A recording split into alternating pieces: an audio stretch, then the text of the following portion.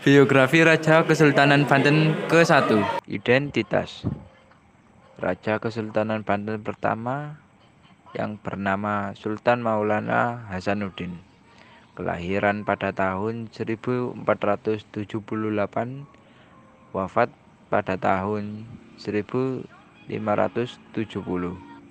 di Surasowan, Kesultanan Banten. Silsilah: Ayah Syarif Hidayatullah Asmat Khan, Ibu Nyai Kawu Banten, anak Maulana Yusuf dari Banten Pangeran Surayaya. Sejarah: Kesultanan Banten adalah sebuah kerajaan Islam yang pernah berdiri di wilayah Banten, Indonesia.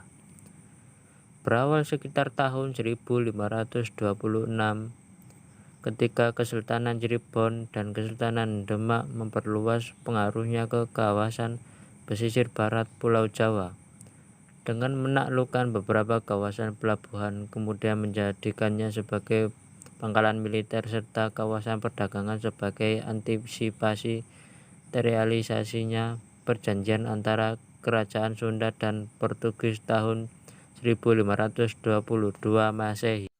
Maulana Hasanuddin, putra Sunan Gunung Jati ke-7, berperan dalam penaklukan tersebut.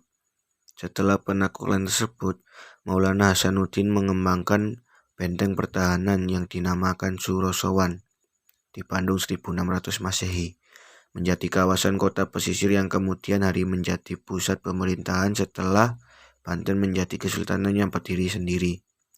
Pernah menjadi pusat perdagangan besar di Asia Tenggara, terutama lada. Kerajaan ini mencapai puncaknya pada akhir abad ke-16 dan pertengahan abad ke-17.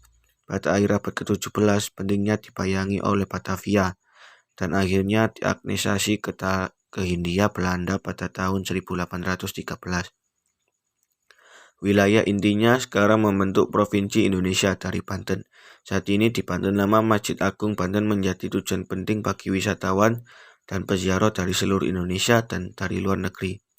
Hampir 3 abad, Kesultanan Banten mampu bertahan bahkan mencapai kejayaan yang luar biasa.